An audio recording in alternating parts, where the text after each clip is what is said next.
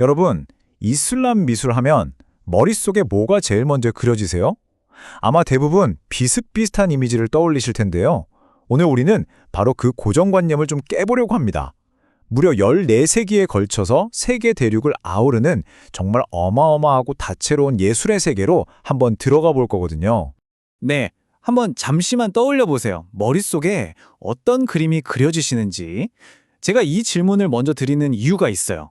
왜냐하면 오늘 이 시간이 끝나고 나면 여러분 머릿속에 그 그림이 완전히 바뀔 거라고 제가 장담하거든요. 자, 여기 이슬람 미술에 대한 대표적인 오해 몇 가지가 있는데요. 먼저, 오직 종교적이다? 아니에요. 신성한 예술도 있지만 일상의 삶을 다룬 세속적인 작품도 정말 많습니다. 그리고 아랍 문화다? 이것도 틀렸죠. 스페인에서 인도, 심지어 중국 국경 근처까지 세 대륙에 걸친 정말 다양한 문화의 산물이에요. 그러니까 이건 단순히 종교나 특정 지역의 예술이 아니라 훨씬 더 넓은 의미의 문화적인 개념으로 봐야 합니다. 자, 그럼 본격적으로 한번 시작해 볼까요? 이슬람 미술이 얼마나 복합적인지 아주 제대로 보여주는 유물 하나를 먼저 소개해 드릴게요. 정말 놀라실 겁니다. 바로 이겁니다. 성 루이의 세례반이라는 작품인데요. 이게 언제 만들어졌냐면 14세기 중반 아주 강력한 전사왕조였던 맘루크 시대예요. 이집트나 시리아 지역에서 만들어졌을 거라고 보는데 보세요. 금과 은을 섬세하게 박아 넣으니 상감기법. 정말 정교하죠? 당대 최고의 기술이 집약된 걸작입니다. 근데 이걸 좀 더 자세히 들여다보면 정말 재미있는 점이 있어요. 만든 사람들은 무슬림 장인들인데 종교적인 내용은 하나도 없다는 거예요. 대신에 뭘 그렸냐? 막 전사들이 싸우는 장면, 심지어는 잘린 머리나 팔다리 같은 아주 과격한 묘사도 있거든요. 이게 바로 당시 맘루크 왕조가 얼마나 전사라는 정체성을 중요하게 생각했는지 아주 생생하게 보여주는 거죠. 완전히 세속적인 작품인 셈입니다. 그런데 진짜 놀라운 이야기는 지금부터입니다. 이 작품에 숨겨진 비밀이 있거든요. 이슬람 장인이 만든 전사들이 그려진 이 그릇이 어디에 쓰였을까요? 놀랍게도 프랑스 왕실에서, 그것도 왕자들이 태어났을 때 기독교 세례를 주는 성스러운 의식에 사용됐다는 겁니다. 루이 13세도 바로 여기에 세례를 받았다고 해요. 당시 사람들은 이게 이슬람권에서 왔다는 것에 전혀 거부감이 없었던 거죠. 정말 흥미로운 문화교류의 증거 아닌가요? 자, 방금 본 세례반처럼 이슬람 미술은 정말 넓고 다양하단 말이죠. 그런데 이렇게 다른 지역, 다른 시대의 작품들을 이슬람 미술이라는 하나의 이름으로 묶을 수 있는 이유가 뭘까요? 바로 이들을 관통하는 몇 가지 공통적인 특징, 어떤 핵심적인 미학 원리가 있기 때문입니다. 지금부터 그걸 하나씩 살펴볼게요. 그 첫 번째 핵심, 바로 서해입니다. 우리가 흔히 캘리그래피라고 부르는 거죠. 이슬람 문화권에서 글씨는 그냥 글자가 아니었어요. 그건 정보를 전달하는 걸 넘어서 신의 말씀, 즉 쿠란의 구절을 눈에 보이는 형태로 구현하는 아주 신성한 예술 그 자체였던 거죠. 그래서 이런 말까지 있습니다. 서해는 그림보다 더 중요한 최고의 예술이었다. 신앙심의 표현이었기 때문이다. 정말 그 중요성이 느껴지죠? 당대의 위대한 서예가라면 가장 먼저 했던 일이 바로 쿠란을 필사하는 거였어요. 그만큼 서해는 신앙과 예술이 하나가 된 최고의 경지로 인정받았습니다. 자, 그 대표적인 예시로 이걸 한번 보시죠. 랄라라고 불리는 쿠란 책 받침대인데요. 굉장히 정교하고 복잡하게 생겼죠? 그런데 이게 믿어지시나요? 이 모든 게 단 하나의 통나무를 깎아서 만들어졌다는 겁니다. 접착제나 못 같은 걸 전혀 쓰지 않고요. 정말 대단한 기술이죠. 자, 여기서 우리가 현미경을 들고 들여다보듯이 더 깊이 들어가 보면 진짜 놀라운 비밀을 발견하게 됩니다. 이 조각이 그냥 표면만 깎은 게 아니라 무려 3개의 층으로 이루어져 있어요. 그리고 그 가장 깊숙한 보이지 않는 층에 신과 예언자의 이름이 비밀스럽게 새겨져 있습니다. 그러니까 눈에 보이는 화려함이 전부가 아니라 그 모든 것을 뒷받침하는 깊은 영적인 의미가 그 안에 숨겨져 있는 거죠.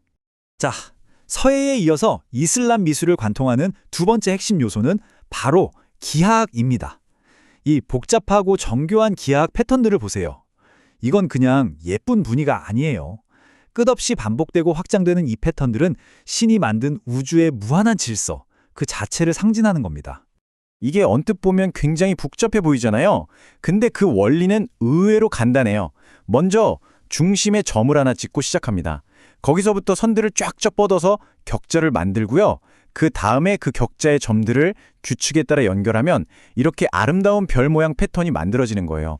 그리고 이 패턴은 사방으로 무한히 계속될 수 있죠. 바로 이게 유한한 공간 안에 무한함을 담아내는 이슬람 기하학의 마법입니다. 자, 이제 좀 다른 이야기를 해볼까요? 이슬람 미술은 결코 외딴 섬처럼 혼자 존재하지 않았어요.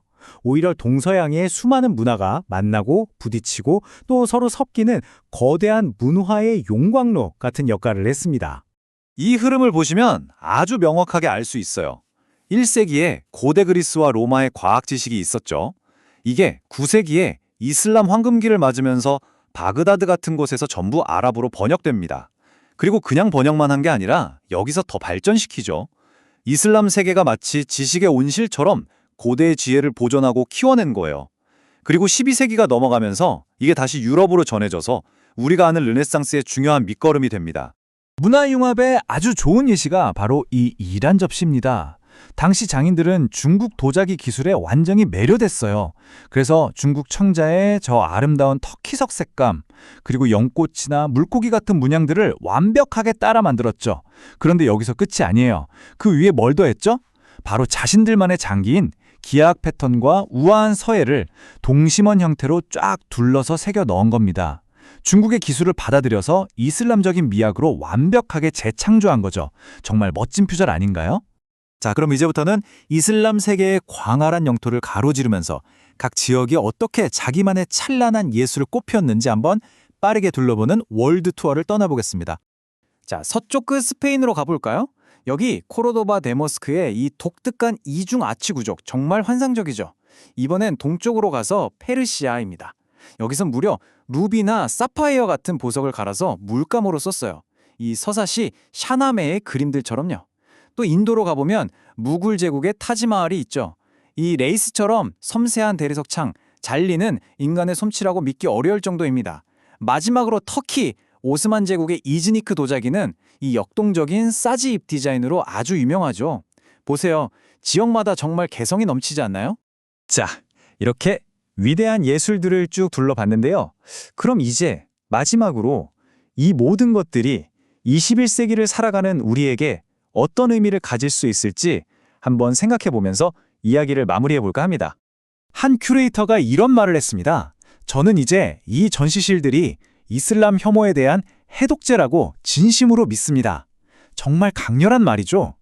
이 말처럼 예술을 제대로 아는 것은 오늘날 만연한 오해와 편견을 넘어서 서로를 이해하게 만드는 아주 중요한 다리가 될 수 있다는 겁니다. 그래서 루브르나 메트로폴리탄 같은 세계적인 박물관들이 이슬람 미술관에 정말 많은 공을 들이는 겁니다. 그들의 목표는 단 하나예요. 예술을 통해서 어떤 문화도 홀로 존재하지 않는다. 우리는 사실 모두 이렇게 서로 얽혀 있다는 걸 보여주는 거죠. 예술이 문화적 이해를 돕는 촉매제가 되는 셈입니다. 결국 이 말로 귀결되는 것 같아요. 개인의 성장은 타인에 대한 이해에서 비롯된다고 깊이 확신합니다. 우리가 예술을 통해 다른 문화를 깊이 이해하려고 노력하는 건 단지 그들을 위한 게 아니라 바로 우리 자신의 성장을 위한 길이라는 거죠.